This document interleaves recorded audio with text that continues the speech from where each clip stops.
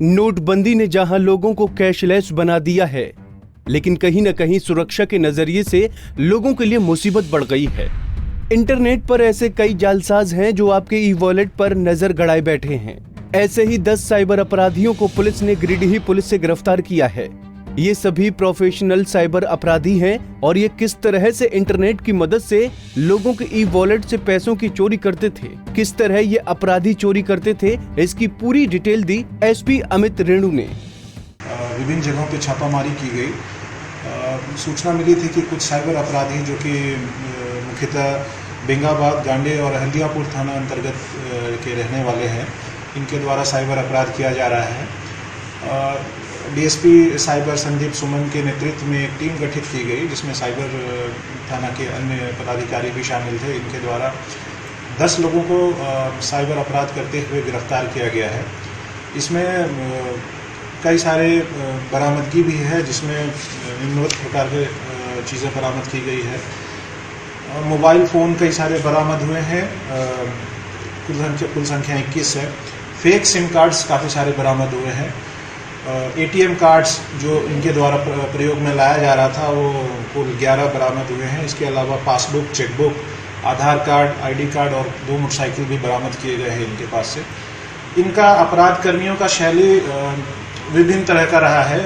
मुख्यतः इनका जो मोडस ऑपरेंडी है वो पेटीएम के लिंक के द्वारा लोगों से पैसे ठगी करने का है। इनके अलावा इनके कई लेयर्स भी हैं, जो कि कुछ इनका वर्क डिवीज़न भी होता है इनका, कि कुछ लोग कॉल करेंगे as a customer care agent, अपना नंबर गूगल पे डाल के अपने आप को कस्टमर केयर एजेंट बता के लोगों के द्वारा इनके पास कॉल आता है और उस कॉल के जरिए लोगों को गुमराह करते हुए इनके खाते से पैसे निकाले जाते हैं।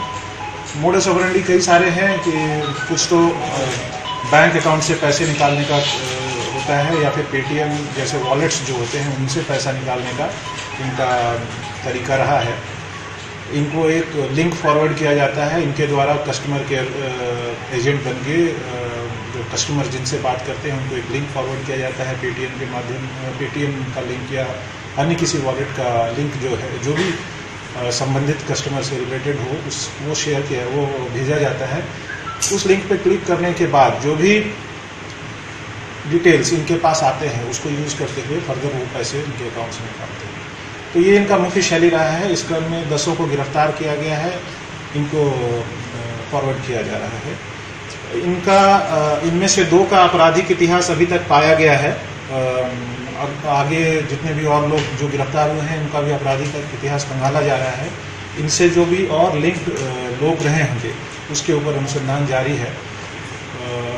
आप लोगों के माध्यम से मैं अनुरोध भी ये करना चाहूँगा जनरल पब्लिक से कि इन तरह के कॉल्स, अगर आपको कोई गूगल पे भी आप अगर सर्च कर रहे हैं कस्टमर केयर एजेंट के बारे में किसी प्रॉब्लम को लेकर के, तो आप सतर्क रहें कि कहीं साइबर फ्रॉड तो नहीं हो रहा है आपके साथ।